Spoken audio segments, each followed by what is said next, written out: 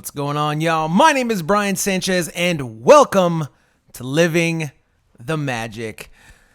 Seeing something circulate around social media now that the Disney Wish has officially been christened and maiden voyages are officially over. Folks are coming back from those trips, uploading videos of their experiences, and I'm sure you've probably seen it by now.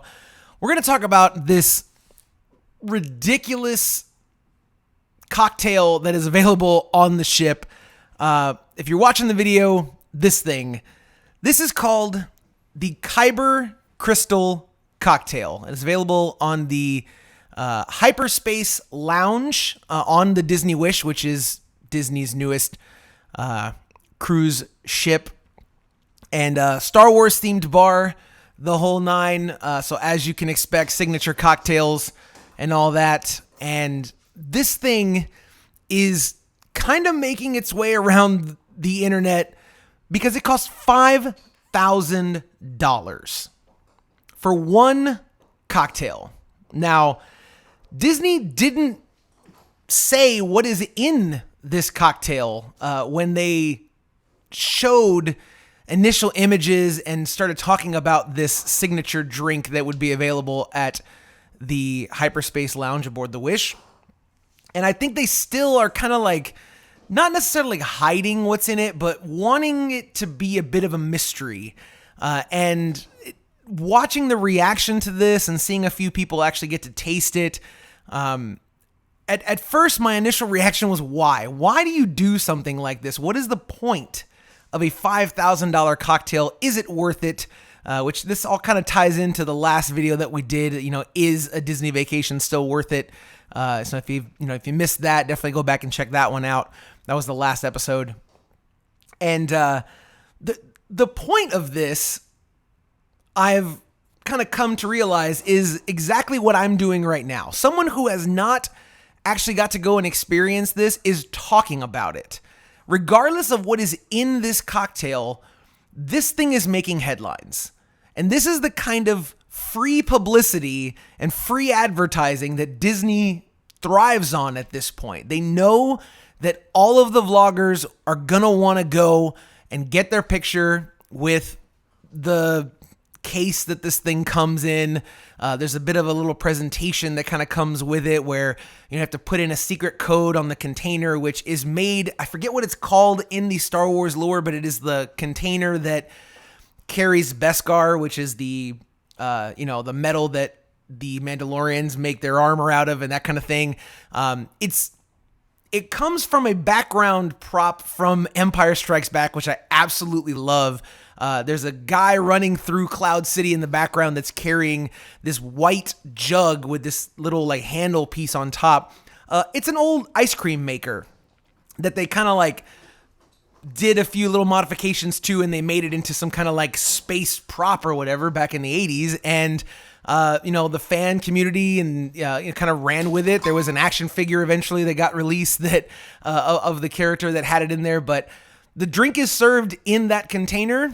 It is a cocktail with 3 separate shots around it. There's some kind of crazy expensive gin and bourbon, and it's made with fresh fruit juices and stuff like that.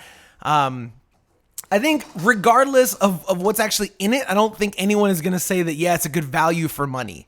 I think it's more the experience, and I really think the only reason that people go and get this thing is to get their picture taken next to the container and to be able to say that, yeah, I tried the $5,000 cocktail on the Disney Wish. And honestly, this is the kind of thing that Disney thrives on at this point. It's word of mouth advertising and good publicity of look at this crazy thing. And it's a sign of the times that we're in, that we don't necessarily blink an eye at this $5,000 cocktail because we kind of know the game at this point. Disney's going to try and get every single penny that they can out of you. And they know that not everyone's going to be able to afford this, but what this does for them is get people thinking well, maybe we can at least get on the ship, and maybe we can at least go to the theme park, or, that kind of thing. And that's the reason why companies, entertainment places like this will do these ridiculously exclusive offerings at ridiculous prices, is to get people talking about them for the free publicity, which congratulations, Disney, like you're getting right now. And I get it. It's all part of the game. It's part of the fun. Do I begrudge them for doing this? Absolutely not. Absolutely not. Do I think that everyone should go and try to get this cocktail? Again, absolutely not. I do not think that. I think this is kind of a ridiculous thing, but if you've got the money, go for it, I guess.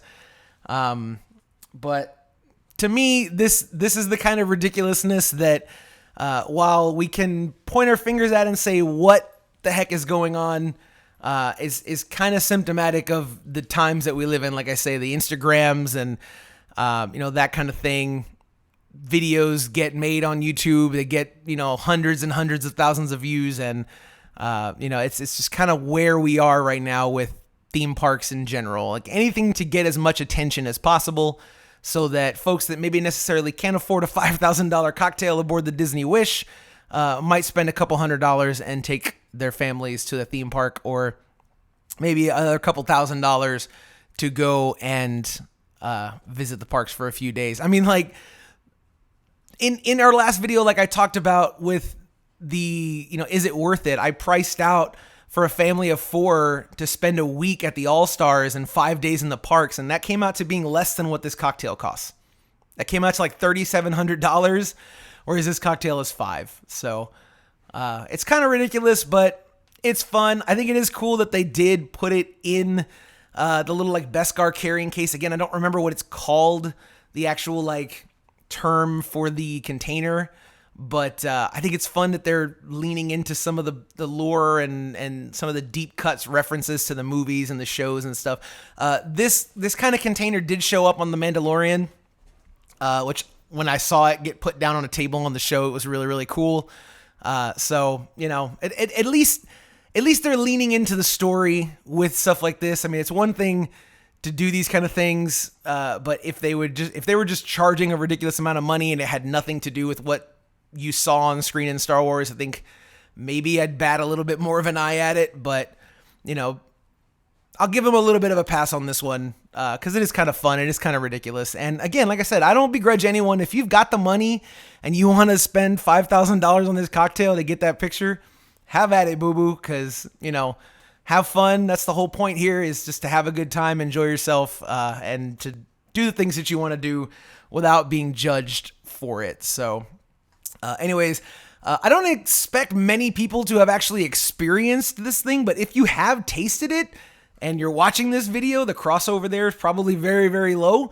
But let me know what it tasted like, because I would really like to know. I've seen a few videos. A lot of people say it tastes pretty good, but who knows? Maybe it's a situation where you're hoping that it's going to be worth the $5,000, and so maybe your opinion gets a little changed there and affected by it. But anyways, yeah, that's going to be it for today. A fairly short video. Let me know what y'all think of these kind of things. Are there any other things that you'd like to see them do for crazy, exclusive experiences? Should this thing be available at the Star Wars Galactic Star Cruiser? Because I feel like this is the kind of thing that should be.